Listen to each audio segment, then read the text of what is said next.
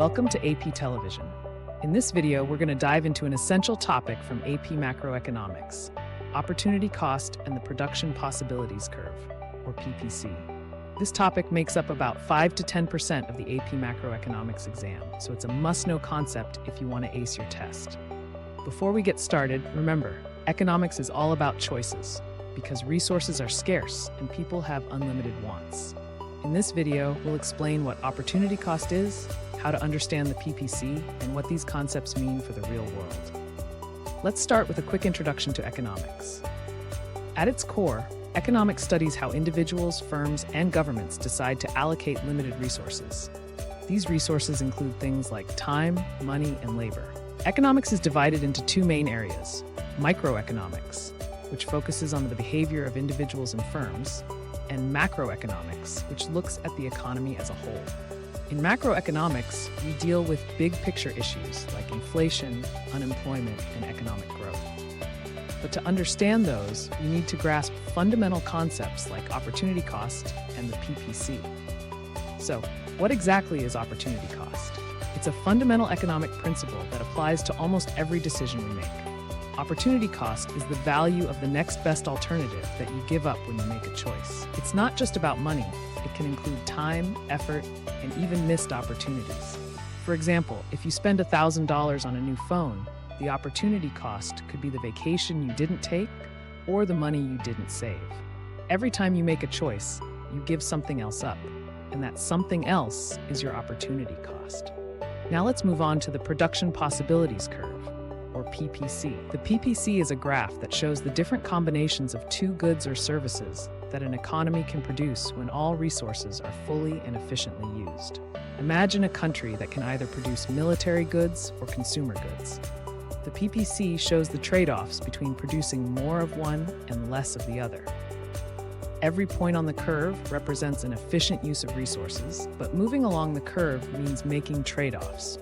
Producing more of one good means producing less of another. Here's how opportunity cost and the PPC are connected. The slope of the PPC represents the opportunity cost of choosing one good over another. For example, let's say you move from point A to point B on the PPC. If you're producing more military goods, you'll have to give up some consumer goods. The opportunity cost of those extra military goods is the consumer goods you're not producing. In real-world terms, if a government spends more on defense, it may have less to spend on education. These trade-offs are a big part of decision-making in economics. The PPC also tells us about efficiency and economic growth. Efficiency. If an economy is producing at any point on the PPC, it is using its resources efficiently. Every point on the curve represents full employment and efficient use of resources. Inefficiency.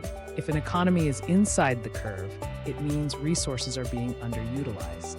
For example, during a recession, an economy might not be producing as much as it could, leading to high unemployment and wasted resources. Now, what about growth? When an economy grows, the PPC shifts outward, meaning that it can produce more of both goods. This could happen because of an increase in resources, like discovering new oil reserves, or improvements in technology, like advancements in robotics.